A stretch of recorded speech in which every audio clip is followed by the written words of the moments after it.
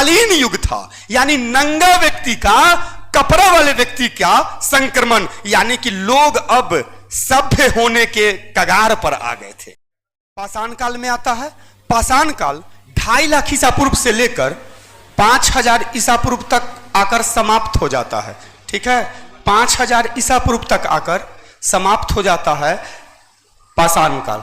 ठीक है, साउंड थोड़ा कम कर दे क्या, साउंड थोड़ा कम करो। तो आज हम लोग को पढ़ना है ताम्र पाषाण काल। हमने जो कल जीवन देखा था, हमने जो कल सिनेमा देखा था, वो वैसे लोगों का सिनेमा था जो बिल्कुल ही कहा जा सकता है कि असभ्य लोगों का सिनेमा था, जो जेंटिल नहीं थे, कपड़ा नहीं पहनते थे, सही तरीका से जीवन नहीं जीते थे, उनका जीवन सिस्टमैटिक नहीं था। लेकिन अब उनमें सुधार आ चुका था। ये जो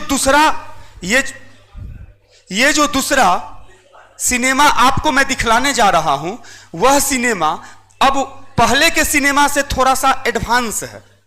पहले के फिल्म से थोड़ा सा नए मॉडल का फिल्म है, अर्थात अब वैसे लोगों के बारे में पढ़ना है ताम्र पाषाण काल में, जिसको चालकोथलिक एज भी कहा जाता है। ऐतिहासिक रूप से उसे चालकोथलिक एज, कई बार पूछा जा चुका है क्वेश्चन, चालकोथलिक एज, ताम्र पाषाण काल। ये आपको 5000 ईसा पूर्व से 5000 ईसा पूर्व तक तो कल मैंने कहानी सुना दिया था आपको। अब वहां के बाद क्या हुआ? आदमी ने 7000 ईसा पूर्व में आदि मानवों ने कृषि की शुरुआत कर ली थी, और खेती जैसे ही शुरू हो गई वैसे ही लोगों का जीवन स्थिर हो गया। खेती करने के लिए सबसे बड़ी मजबूरी यह थी कि खेती करने वाला व्यक्ति इधर उधर ज्यादा भाग नहीं सकता था। खेत की अगुवाही करनी होती थी, खेत को ध्यान में रखना पड़ता था, क्योंकि अभी वाला बात नहीं था, जेंटिल लोग नहीं थे। होता क्या था कि खेती वो करता था, और अगर वो कहीं और चला गया तो उसके खेत का सामान दूसरा काट के खा जाता था। अब इसके लिए बराबर दंगा फसाद होता था। तू हमर खेत के काहे अनाज काट लिया रे, तो तू काटा था पिछला बार, हम काट लिए इस बार। तो ये जो झमेला पैदा हुआ, तो इससे लोगों ने ये अनुभव से सीख लिया कि अब हमको एक जगह बसना पड़ेगा। अब हम वैसे दुनिया में, उस काल में चलेंगे जिस काल में केवल पत्थर ही नहीं रह गया था मानव के जीवन में। पत्थर के औजारों के साथ साथ सबसे पहला धातु का औजार, जिसे तांबा कहा गया, वह मानव के जीवन में आ गया था 5000 ईसा पूर्व में, अर्थात ईसा मसीह के जन्म से लगभग 5000 साल पहले मानव के इतिहास का सबसे पहला धातु खोज लिया गया मानवों द्वारा, और उसी का नाम पड़ा तांबा। उसी को शुद्ध भाषा में कहा गया ताम्र। तो वैसा काल जिसमें मानव ने पत्थर के औजारों के साथ साथ तांबे के औजारों का भी इस्तेमाल शुरू कर दिया, उसी को कहा जाता है ताम्र पाषाण काल।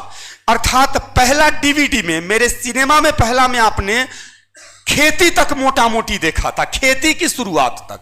उसके बाद चाक पहिए की भी शुरुआत हुई, खोज हुई।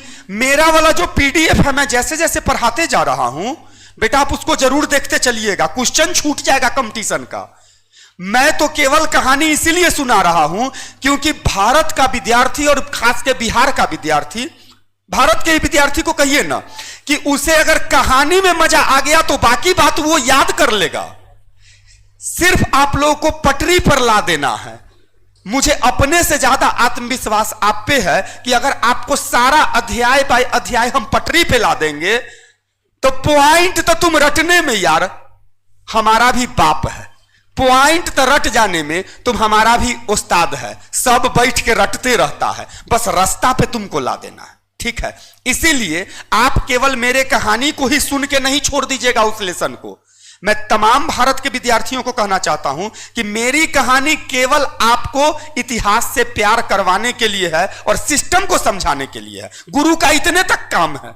इसके बाद जो है, मैं खुद एक राइटर हूं, मेरा वाला देख लीजिए उस लेसन का। जैसे ताम्र पाषाण काल आज जो हम पढ़ाएंगे, तो ताम्र पाषाण काल का क्या कहते हैं उसको, पीडीएफ ले लीजिए ऑफिस से, उतर चला जाता है ना, मोबाइल पे ही चला जाता है, उसको जरूर देख लीजिएगा प्लीज। एक दिन का भी गैप नहीं कीजिएगा, क्योंकि कहानी आगे बढ़ती जाएगी और कुछ दिन बाद और सीरियस होते जाएगा माहौल, और मजेदार और रोचक। राजा सब जब आने लगेगा 16 महाजनपद के बाद, मगध का जब साम्राज्य सब पढ़ाएंगे, अरे भाई तुम तो छोड़ो, मेरा बीपी हाई हो जाएगा, धड़कन आगे बढ़ जाएगा, मुझे इतना मजा आएगा कि पढ़ाते पढ़ाते मुझे लगेगा कि मैं पता नहीं किस युग में चला गया। तो आपका भी वही समय आ रहा है, तो आप प्लीज पीडीएफ मेरा देखते चलिएगा, नहीं तो क्वेश्चन छूट जाएगा कंपटीशन का। ठीक है, समझ रहे हैं मैं इशारा क्या कर रहा हूं? हाँ, तो अब चलते हैं वैसा काल।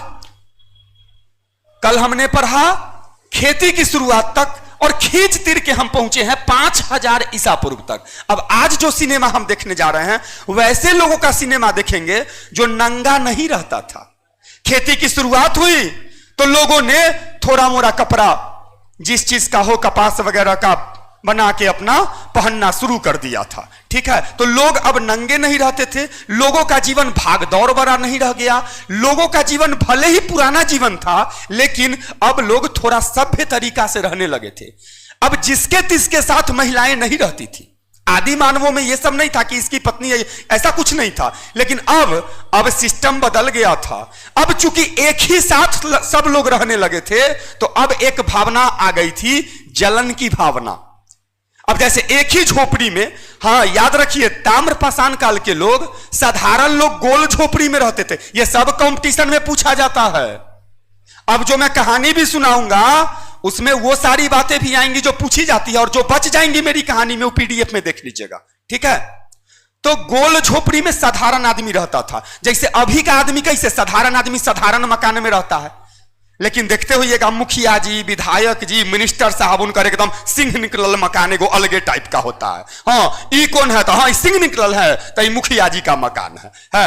उ चौड़ा होता था, चरखुट्टा होता था, है ना, आयताकार होता था। तब ताम्रपाषाण काल का जो साधारण लोग था वो खेती करने लगा।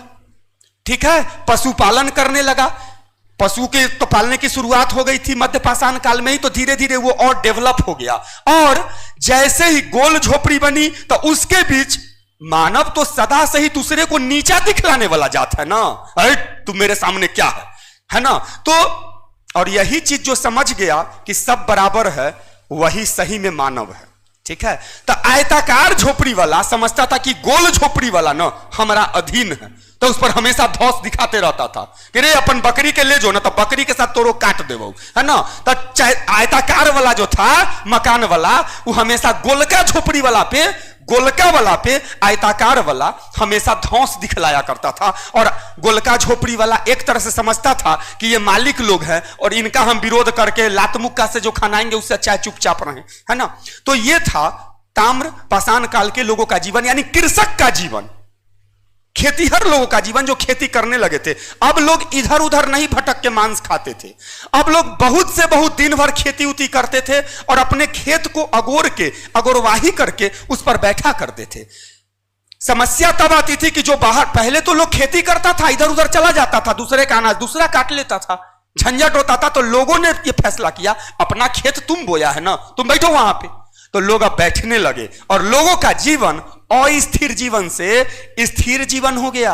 लोगों ने स्थिर होके परिवार के साथ रहना। अब पहले घर द्वार था नहीं, तब महिलाएं पुरुषों के साथ अपना रहती थी, कभी उसके साथ कभी उसके साथ, जो जिसको पसंद आ गया। लेकिन अब जब झोपड़ी में रहना है तो ऐसा कैसे होता कि महिला कभी 2 घंटा इस झोपड़ी में, कभी 2 घंटा उस झोपड़ी में, कभी 4 घंटा इस झोपड़ी में रहती, ऐसा हो नहीं सकता था। तो उसके बाद क्या हुआ कि जलन की भावना शुरू हो गई कि तुम काहे गई थी फलनमा के झोपड़ी में। तो महिला कहती थी जब आओ पहले हूं तो जाते रहिए, अभी तुम का तो पहले झोपड़ी न रहू अलग बात हो, अब ई में रह, हमरा अंत ओकरे साथ रह, तो या तो हमारा साथ रह ना तो ओकरा साथ रह, है ना। तो अब परिवार का निर्माण होने लगा और लोक लाज चूंकि कपड़ा से तन लोग ढकने लगा, तो अब जे नंगा रहता था उस पर सिटी बसता रहा होगा, है ना, आगे लो, है ना। तो अब जो है नंगा लोग को लाज लगने लगा, है ना। पीके फिल्म देखे है ना, वो ठीक बोला है कि कौआ जे बैठल है, तो कौआ बैठल है कोट पैंट टाई पहन के बैठल है, तो वो विचित्र कहां लग रहा है। तो हमारे ग्रह का आदमी नंगे रहबे करता है ना। तो कपड़ा क्या लाज को पैदा किया, है ना, लोक लाज पैदा किया। तो कपड़ा लोग पहनने लगे। गोल झोपड़ियों में साधारण लोग, आयताकार झोपड़ियों में विशिष्ट लोग, धौंस वाले लोग, अमीर लोग, दबंग लोग रहने लगे। याद रखिए उस समय दबंग कौन होता था पता है? बलिष्ठ आदमी। आर्य के सभ्यता में भी आगे जब पढ़ाएंगे, अरे कहानी तो अभी शुरू हो रहा है, अभी तक को राजा उजा आया नहीं है, मेन तो अभी क्लाइमेक्स आने ही वाला है 1-2 दिन में, ठीक है। तो वो जो लोग साधारण लोग थे, वहां पे साधारण और विशिष्ट मुख्य रूप से किस चीज के लिए होते थे? जिसके पास पशु ज्यादा होता था तो वो स्पेशल आदमी। आर्य सभ्यता में भी जिसके पास गाय की संख्या ज्यादा होती थी, बाद में अभी गाय हुई नहीं समझना है, तो उसका महत्व ज्यादा होता था, गाय के लिए झगड़ा होता था उन लोगों में, ठीक है ना, महाभारत और में आप देखते रहे होंगे। तो ये जो जीवन है वो कृषक का जीवन है, ठीक है। और 5000 ईसा पूर्व के बाद ताम्रपाषाण काल, जिसे ऐतिहासिक भाषा में चालकोथलिक एज भी, शब्द को हमेशा दिमाग में हंट करते रहिएगा, चालकोथलिक एज भी कहा जाता है। उस काल में अब आप आ गए हैं, महिलाएं पुरुषों के साथ रहने लगी। जो महिलाएं बच्चे को जन्म देती थी वह अब उस पर अधिकार समझने लगी कि तू मेरा बात मानो, काहे कि ये झोपड़ी में तू आया है ना। पहले तो झोपड़ी था नहीं, तो अधिकार मानने का क्या जरूरी है? ओकर बेटा ओकरा साथ घूम रहा है, ओकर बेटी ओकरा साथ घूम रही है, जेकरा से मन ओकरा से घूम फिर रहा है। लेकिन अब रिलेशन बनने लगा और अब शादी ब्याह का भी परिपाटी चलने लगा। यह काफी संक्रमणकालीन युग था, यानी नंगा व्यक्ति का, कपड़ा वाले व्यक्ति का संक्रमण, यानी कि लोग अब सभ्य होने के कगार पर आ गए थे, है ना। पूरा सभ्य नहीं हुए थे, लेकिन सभ्य होने के कगार पर आ गए थे। मिट्टी के बर्तनों का इस्तेमाल होना शुरू हो गया था। मुख्य रूप से काले एवं लाल रंग की मिट्टी के बर्तन का इस्तेमाल किया जाता था। मृदभांड मिट्टी के बर्तन, जिसे गैरिक मृदभांड के नाम से जाना जाता था। गैरिक मृदभांड ये एग्जामिनेशन टर्म है ना। थोड़ा सा हम मिला दे रहे हैं एग्जामिनेशन टर्म को भी, क्योंकि बहुत सारे ऐसे बच्चों के मन में ये आ सकता है कि क्या सर सिर्फ मजा देने के लिए सब विषय तो नहीं पढ़ा देंगे? अरे बेवकूफ हूं, मजा देने वाला हम कपिल शर्मा है क्या? अगर हम एक्टिंग करते तो कपिल शर्मा रहता। कपिल शर्मा के सामने, हमारे सामने कपिल शर्मा जीरो नहीं टिकेगा, जीरो नहीं रहेगा वो। तो जब जो कराइए करना रहता तो उनने जाके ना करते। इसलिए एक आध बच्चा कहता है कि विपिन सर कहीं ऐसा तो नहीं सिर्फ मनोरंजन कराना है। मनोरंजन कराने के लिए जी कुमार आया है पटना में। अभी कुछ दिन देखो ना क्लास, जिस व्यक्ति को देखोगे तब ना समझोगे। अभी तक अध्याय आगे बढ़ते जा रहा है। हमारा अपना अंदाज है, हमारा अपना अंदाज है, उसमें सुधार आएगा। अभी हम आ गए थे, सर बोले सर ये टी शर्ट खराब हो गया है, टी शर्ट ला के दे दिए, पहन लीजिए सर। हम कभी नहीं पहनते, जैसा न होने में रहते हैं, ठीक है, पहना दिया, पहन लिए। सुधार आया ना कि नया टी शर्ट पहन के आए, वैसी सुधार आएगा धीरे धीरे और, है ना। तो जान लीजिए कि ये जो था ताम्रपाषाण काल का युग, इसमें क्या होता था? तांबा का भी इस्तेमाल, पत्थर का भी इस्तेमाल। किसी चीज को पहले काटने के लिए, छेद करने के लिए जमीन को, किसी भी चीज को, पाषाण काल में केवल पत्थरे को उपाय था। लेकिन अब पत्थर के साथ साथ तांबा का भी इस्तेमाल होने लगा और इससे मानवों का जीवन सुविधाजनक बन गया। तांबा से बहुत आसानी से काटा जा सकता था ना, पत्थर से असुविधा होती थी। अब पत्थर क्या छेद छाप के पतला थोड़े किया, लेकिन तांबा को तो पीट पीट के पतला किया जा सकता था, छेद करने में आसानी, खोचने में आसानी। लेकिन पत्थर के औजार में तो छेद करके पतला कैसे किया जा सकता था? इसलिए लोगों का जीवन सुविधाजनक बनता चला गया, है ना। और यही था संक्रमणकालीन युग, यानी कि पत्थर के युग से तांबा के युग में आ जाना। और पत्थर और तांबा दोनों का चूंकि इसमें मिश्रण है, इसीलिए इसे संक्रमणकालीन युग भी कहा जाता है मानव के इतिहास का। याद रखिए बेटा, यह युग बहुत ही विचित्र प्रकार का युग था। इस काल में जो खेती होती थी, गेहूं और चावल जो मुख्य आहार है आज भी हम लोग का, वो उपजाया जाने लगा था। आप जो मसूर का दाल खाते हैं, मूंग, अरहर, ये सब उपजाया जाने लगा था। यानी कि खेती सब चीज की होने लगी थी। रोटी दाला, दाल भात ये सब खाने लगे। तो अब खेती हो रही थी तो खा रहा था लोग, है ना। इसके अलावा हम चलते हैं तो यह वह काल था, ताम्रपाषाण काल वह काल था जिस काल में लोगों को बहुत सारी चीजों का एहसास होने लगा कि हम पहले ना सही नहीं थे। तो लोगों ने तरक्की करने का मार्ग नया नया खोजना शुरू कर लिया और लोग अपने जीवन को ज्यादा से ज्यादा सुविधाजनक, स्टाइलिश बनाने में विश्वास करने लगे। और उनके पास अब ज्ञान का खजाना आना शुरू हो गया कि हमें आगे जीवन को कैसे बढ़ाना है। याद रखिएगा, इस काल में जब लोग मर जाते थे, हाँ, ये अंधविश्वासों का काल भी माना जाता है। इस काल में मातृ देवी की पूजा होने लगी थी। मातृ देवी की पूजा की शुरुआत ताम्रपाषाण काल में ही हुई है, यानी धरती माता पूजी जाने लगी थी, धरती माता की पूजा होने लगी थी, मातृ देवी यानी धरती माता की पूजा की जाने लगी थी। और तरह तरह के अंधविश्वास का बोलबाला था। लोग जब मर जाते थे तो घर में ही, घर के अंदर, घर के जमीन के फर्श के अंदर उत्तर दक्षिण दिशा में रख के, याद रखना जितना परिपाटी तुम लोग आप लोग आज देखते हैं वो सभी कोई नई नहीं है, बहुत पुरानी है। इतिहास तो अभी शुरू हुआ है। मानव एटम बम बना के कहता है उड़ा देवो एक देश के एक बार। ऐसन ऐसन वान था वैदिक काल में बतलाएंगे, ब्रह्मांड अस्त्र, जिससे कि एक बाण चलाता उस जानने वाला तो पूरा ब्रह्मांडे उड़ जाता। ऐसा एटम बम को अभी मानव नहीं बनाया है। अभी आदमी हेलीकॉप्टर पर बैठ जाता है, एडवांस आदमी है, कोट पेंट टाई पहन ले है, आई एम ऐसे, आई एम ओई से, अंग्रेजीए में खाली बोलेगा। बेहुदा कहा कि पहले बजरंग बली एक के आंख मुनते थे और 10,000 किलोमीटर दूर प्रकट हो जाते थे।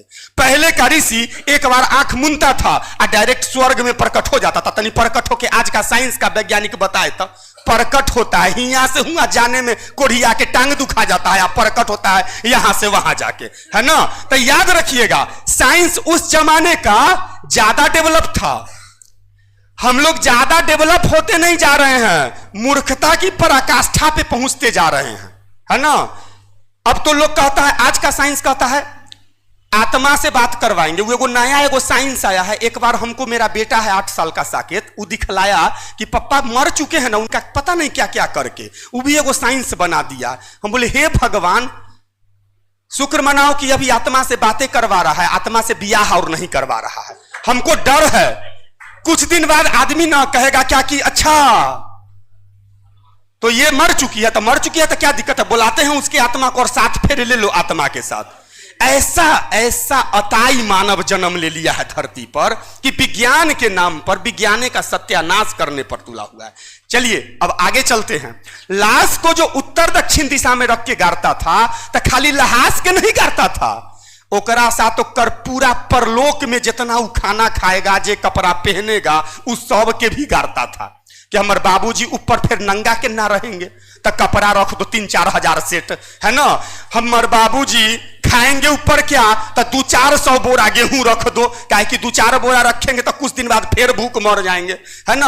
और अंतर मंत्र तंत्र करके और उसको गाड़ दिया करता था क्योंकि उसको लगता था कि परलोक में ये सामान काम देगा। ठीक है, तो याद रखिए अंधविश्वास का इसको पराकाष्ठा ही कहा जा सकता है। बीमारी का इलाज अंधविश्वास के द्वारा ही किया जाता था, है ना। उसी परिपाटी को आजकल का जो कुछ ढोंगी साधु सब है, चढ़ गलो झोंटा उड़ रहा। अरे पागल कहां के झोंटा उड़ता है, बुर्बक ठग सब झोंटा उड़ता है, मूर्ख साधु सब, है ना। झोंटा कहीं भूत उड़ा, आप भूत पकड़ हमरा देखते हैं झोंटा केने उड़ता है। ठीक है, तो ओहे ताम्रपाषाण काल वाला उस सब तो चलाक है, पढ़ल लिखल ज्यादा थोड़े है, उस चलाक है। तो उस सब चीज का असर पड़ा। जैसे मेरा बेटा बोला कि पापा आप शिक्षक क्यों बन गए, साधु बनते ना आप, पूरा विश्व का सारा राष्ट्रपति आपके चरण में पड़ल रहता। आप ऐसा एक्टिंग करते कि उनने से अमेरिका का राष्ट्रपति आता, कहता प्रभु आप किधर हैं, मुझे मार्गदर्शन दीजिए। आप काहे विद्यार्थी को मार्गदर्शन देते हैं, उसमें से 50 में से 2 निगेटिव वो सोचता होगा, लेकिन अमेरिका का राष्ट्रपति तो निगेटिव नहीं सोचता। से बुर्बक से तो ज्यादा प्रधानमंत्री राष्ट्रपति है, उसको तो 2 मिनट में आप चरा देते, है ना। तो सोचो कि ओहे वाला जो है ना, वही सब 2-4 गो चीज देख के चलाक आदमी नया भी अब आजकल साधु बना है, निमोछिया साधु सा, आइंज गाइंज कुछ बोल देता है, कैंसर ठीक कर दूंगा। तो किससे, तो चप्पल से मारेंगे, 3 चप्पल कैंसर हो जाएगा तुम्हारा समाप्त। अरे बेहुदा कहा कि जो पहले अपन कन्या के 3 चप्पल मारा, बाप के 6 चप्पल, और सबके बीमारी ठीक कर, तब दूसरा का तुम करना, है ना।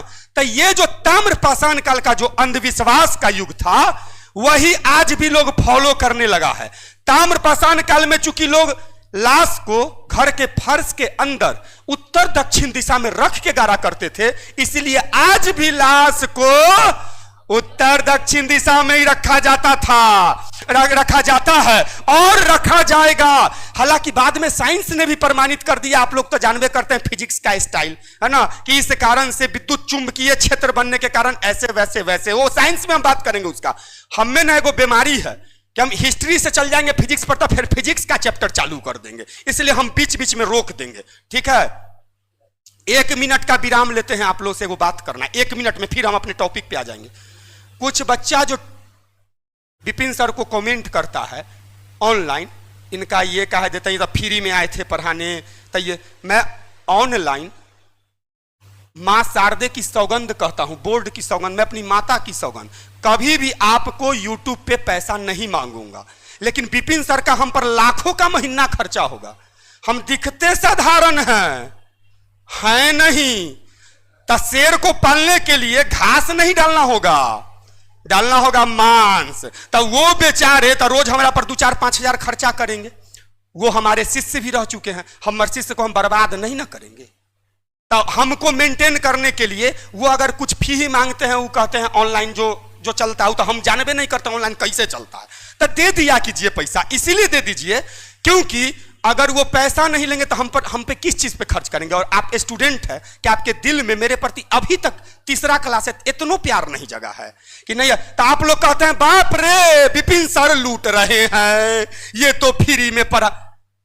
6 महीना पढ़ा देंगे ना एगो कोर्स, तू कहेगा हे भगवान कॉथी दे दे इसको, जमीन दे दे, कहोगे तुम सर प्यार हो गया है आपसे, हमको हम दिल दे चुके हैं सर आपको, ये आप कहिएगा, चैलेंज करते हैं, चैलेंज है मेरा कि आप कहिएगा ये बात। तो थोड़ा सा विपिन सर की भी समस्या को उनको दुख होता है, रात में उनको दुख हुआ है ना। और अगर मेरा शिष्य दुखी होगा तो मैं पटना से चला तो हमर तो फोनो नंबर न हो तोरा न, हम ऑनलाइन हथिए कि गरिया भी, हम तो चल जाबो गाँव में ले मजा, गाँव में जाएंगे, हमरा तो बढ़िया मकान है, बढ़िया जमीन जायदाद, धरती का सारा सुख है, सुतल रहेंगे उनने जाकर। तो इस देश को एगो बढ़िया टीचर छीना जाएगा ना। आप नहीं चाहते हैं कि दिल्लियों का बच्चा बैठ के हमसे पढ़े तो नॉलेज हो, इसलिए सपोर्ट कीजिए। निगेटिव कमेंट मानता हूं कि कुछ लोग षड्यंत्र करके करेंगे, तो उनको आप तो उत्तर दे सकते हैं कि रे हम ना पढ़ते हैं, हम ना जानते हैं, खाली हंसाता है। अच्छा चाल कोथली के एज, ये हंसी का बात है। अब इसी में बीच बीच में अगर हंसी का फुहारा नहीं चलेगा तो आप युवा हैं, युवा की अगर मजा नहीं आया तब ना पढ़ाई छोड़ के चल गया, वो मोबाइल पर उनने मजा ले रहा है, हाय हेलो कैसे हैं, ऐसे हैं वैसे हैं, तमनऊ चिड़िया उड़ तोता उड़ांत में अपने उड़ हो गया है ना। तो हम उड़े न देबो तोरा मोबाइल पर, हम तोरा अपना से प्यार करबू ताकि उनने के प्यार छीना जाऊ तोरा से, है ना। तो चाल कोथली के जो है ताम्र पाषाण काल, ये हमारा 5000 ईसा पूर्व से लेकर 2500 ईसा पूर्व तक है। 5 यानी ईसा मसीह के जन्म से 5000 साल पहले से लेके अब 2500 ईसा पूर्व यानी 2500 साल आप ईसा मसीह के जन्म के पास आते जा रहे हैं। ईसा मसीह के जन्म के पास जैसी सट जाइएगा, जैसे आप लोग को गणित वाले सर पढ़ाए हैं विपिन सर, जिसको कहा जाता है क्या कहता है पूर्णांक संख्या, जिसमें पूर्ण अंक हो, समस्त निगेटिव समस्त पॉजिटिव और बीच में शून्य। तो ईसा मसीह के जन्म को बीच में शून्य मांग लो, अभी तुम निगेटिव से आ रहा है पॉजिटिव की ओर, तो पॉजिटिव की ओर आएगा तो सबसे पहले 0 पर ना आएगा, तो वो कहानी अखनी धीरे धीरे ससरैत 0 की तरफ जा रहा है। ठीक है, तो शुरू से चालू होके पहला दिन के सिनेमा में आप गए कई ईसा पूर्व तक, 5000 ईसा पूर्व, 2.5 लाख ईसा पूर्व से 5000 ईसा पूर्व तक चलेगा। अब 5000 ईसा पूर्व से कहां चले गए, 2500 ईसा पूर्व तक। और 2500 ईसा पूर्व में मानव तो है एकदम खुरपाती जात, तो वो तो कुछ ना कुछ मिलावट करते ना रहता है। जैसे वो सब क्या कहते हैं उसको, जो अनाज और देता है उसको क्या कहते हैं, डीलर, वो मिलावट बेचारा सबसे ज्यादा एक्सपेरिमेंट दुनिया में उहे सब किया है ना, कि केना करे पीछे से चुंबक सटाए कि ऊपरे से गोल कर दे, नायक फिल्म में देखते हैं ना, गोल कर देता था कि इसमें कम अटे अनाज। तो आदमी खुरपाती था, और 2500 ईसा पूर्व आते आते मानव ने तांबा में टीन को मिलाकर एक नया एक्सपेरिमेंट कर दिया और एक नया मिश्र धातु तैयार कर दिया जिसका नाम पड़ा कांसा, है ना। तो अब चालू हो जाता है 2500 ईसा पूर्व से कांस्य युग, जिसको कहा जाता है सिंधु घाटी की सभ्यता, है ना। देखो जो बच्चा कमेंट किया था कल कि सर सिंधु घाटी की सभ्यता हमको पहले पढ़ा दीजिए, उनको मैं, आपका मुझसे ये प्यार ही है कि आप मुझ पे इतना अधिकार समझते हैं सर, पहले आप इतना घबराइए, हड़बड़ाइए नहीं। अरे मैं भागा थोड़े जा रहा हूं कि आप कि सर पहले ये वाला पढ़ा दीजिए, सर पहले बिंबिसार पढ़ा दीजिए, सर बिंदुसार पढ़ा दीजिए ना पहले, सर चंद्रगुप्त मौर्य। अरे सिस्टमैटिक अपने पहुंच जाएंगे हम। यही अंतर ना और में और मुझ में अंतर करेगा। जब कहीं कहीं से कूद कूद के कितकिते खेलना है तो कहला जी कुमार के पास आए हो। बहुत लोग कितकित खिलाने वाले हैं देश में, खेलाइत रहो कित कित कित कित कित कित कित कित कित कित कित कित, है ना। तो जान लो कि अब कांस्य युग जिसे सिंधु घाटी की सभ्यता कहा जाता है उसे 5 नाम से जाना जाता है। सिंधु घाटी की सभ्यता, हड़प्पा सभ्यता, कांस्य युगीन सभ्यता, प्रथम नगरीय सभ्यता और लेखन प्रारंभ की सभ्यता। सिंधु घाटी की सभ्यता को सिंधु घाटी की सभ्यता इसीलिए कहा जाता है क्योंकि पहले घाटी समझ लो, पहले घाटी समझो। किसी भी जल के आसपास बसे हुए क्षेत्र को, कि खास के किसी भी नदी के आसपास के बसे हुए क्षेत्र को घाटी कहा जाता है। अब जे नदी के किनारे कोई क्षेत्र बसा हुआ है तो ओहे नाम से न जोड़िएगा। तो जिस काल में सिंधु नदी के आसपास बहुत से नगरों का निर्माण हो गया था तो इस काल को तो सिंधु घाटी की ही सभ्यता कहा जाएगा। वैसा काल जिसमें मानव ने सिंधु नदी के किनारे बहुत से स्थल बसा दिए थे, मुख्य रूप से और भी जगह बसा था लेकिन बहुत सारे स्थल, ज्यादा स्थल सिंधु नदी यानी सिंधु घाटी के किनारे बसे थे, इसीलिए इसे सिंधु घाटी की सभ्यता के नाम से भी जाना जाता है। सिंधु घाटी की सभ्यता को हड़प्पा सभ्यता इसलिए कहा जाता है क्योंकि सबसे पहले सिंधु घाटी के जितने भी स्थलों की खोज हुई है उन सभी स्थलों में जिस स्थल की खोज सबसे पहले हुई उसका नाम ही दिया गया हड़प्पा। दयाराम साहनी ने 1921 में हड़प्पा नामक जगह की खोज की और उसी जगह को माना गया कि हड़प्पा सभ्यता है। तो सिंधु घाटी की सभ्यता को हड़प्पा सभ्यता इसलिए कहा जाता है क्योंकि इस सभ्यता के जितने भी नगरों की खोज की गई उन सभी नगरों में जिस नगर की खोज की गई उसका नाम ही दिया गया हड़प्पा, यानी हड़प्पा की सभ्यता। कांस्य युगीन सभ्यता वैसी सभ्यता जिसमें मानव ने तांबे के साथ टीन को मिला के सबसे पहले कांसा का इस्तेमाल करना शुरू कर दिया, उसे कांस्य युगीन सभ्यता कहा जाता है। अब आदमी पहले के तरह गांव में नहीं रहता था। अब हम बाहर ना चले जाते हैं, जैसे हम जो आप बोले थे बाहर चल जाते हैं। हाँ तो हमको कहते रहिए ना, जैसे कहते रहिएगा ना तो हम कंट्रोल में रहेंगे, और नहीं तो हमको ना जैसे ऐसा नहीं हो सकता कि चारों ओर लगा दीजिए कोई ऐसा सिस्टम कि हिया से हुआ तक हम घूम घूम के पढ़ाएं। जैसे हमको ना मन नहीं भरता है, हमको चाहिए थोड़ा। अच्छा झूठो मुठो के जो हीरो फिल्म का होता है वो सच कुछ नहीं बताता। अच्छा कोई ज्ञान बांटता है, बाहुबली में कथी ज्ञान बांटा है, KGF 2 में कथी बांटा है, KGF 1 में आइंच गाइंच दिखा देता है। एक लात मारा पहाड़ डोल गया, मारी तो एक लात हम देखा चाहिए खाली देवाल डोला ही था। हीरो हम हतियो दुनिया के, हम सही में पढ़वे छिए, हमरा ज्ञान है। तो झुट्टो के एक लात मारा पहाड़ डोल गया, हीरोइन से मिलने के लिए मोटरसाइकिल पर बैठा कि मौसम सुहावना हो गया, रिमझिम बारिश होने लगती है, फूल खिलने लगते हैं, बैठो तो नीचे कोई मोटरसाइकिल पर हम देखते हैं रिमझिम बारिश किन्ने होने लगती है, अब फूल किन्ने खिल जाता है। अताल बताल आदमी सब फिल्म बना देता है, अरबों खरबों कमा लेता है ना। अब मोबाइल वाला महासंखों रुपया ठग लेता है इस देश में हाय हेलो करवा के। अब मास्टर जब कहता है 1 साल पढ़ब 399 रुपया दही न में लुटाई छाओ, लूट ले रे बाप लूट ले है ना। अरे मास्टर लूटता है। किसी जन्म का आपका हमारे साथ रिश्ता है कि हम आप मिले हैं, इसको ऐसे मानिए ना कि हम लोग का प्यार जन्म जन्मांतर का प्यार है। किसी जन्म में इसमें से कोई बेटी रही होगी, उसमें से कोई बेटा रहा होगा, उस जन्म में न पढ़लिए तोरा और के तई बुढ़वा के पसीना बहा के हे दंड मिलन की जन्म में पढ़ाई, चाहे जन्ना पढ़ो मगनी में, चाहे 399 में पढ़ाई यूट्यूब पे। अच्छा ये सीट उठ जो एको को खाली रहता है, हमारे अंदर एगो खराबी है, साला हमको एको को सीट खाली लगता है ना तो हमको चूंटी काटने लगता है कमर में मेरा आत्मा। सीट को फुल कीजिए, कैसे फुल करना है आप समझिए। एक भी सीट खाली रहेगा तब बेस्ट परफॉर्मेंस मेरा आप नहीं ले पाइएगा, क्योंकि हमको भीड़ चाहिए, हम भीड़ वाले टीचर हैं, है ना। और पटना में हम जब जब पढ़ाए हैं तो 500-700 से कम का बैच हमारा नहीं बनता था, तो भीड़ दीजिए, ठीक है। अब बच्चा को ये नहीं कहिए अरे तोरा मनु तो कह दिया कि दोसर ग्रह से एगो विचित्र प्राणी आया है विपिन सर के यहाँ, चलो आज देखना है। वो तो कमाले किस्म का आदमी है, स्टेज पर उड़ने भी लगता है, एहे कह कर ले आई हिया जतई ना तो ओकर हिम्मत है जो न मानते विचित्र ग्रह के प्राणी है, ये हती तो मानते के ना, है ना। इसीलिए फुल कीजिए, क्राउड में आइए और देश के सारे विद्यार्थियों तक में आप वो देवता हैं, विद्यार्थी जात मैं आपको देवता मानता हूं कि है। बहुत ऐसा लोग है जब भीख मांग रहा था रोड पर, ओकरा अपने उठाया खरबपति बना दिया। इसलिए हे विद्यार्थी देवता हमरो महासंघपति बना दो। हम कहते हैं हमरो खरबपति महासंघपति बना दो, ठीक है, बना देगा ना रे, तो एक दा ताली बजाही तो। Thank you. अब सुनिए, कांस्य युगीन सभ्यता जिसमें कांसा की खोज हुई, प्रथम नगरीय सभ्यता। अब मानव गांव में नहीं रहता था, सबसे पहले मानव सिंधु घाटी सभ्यता का ही शहर में रहने लगा था। इसीलिए प्रथम नगरीय सभ्यता के नाम से भी इसे जाना जाता है। सिंधु घाटी की सभ्यता को प्रथम नगरीय सभ्यता के नाम से जाना जाता है। इसके बाद इसे लेखन प्रारंभ की सभ्यता भी कहा जाता है।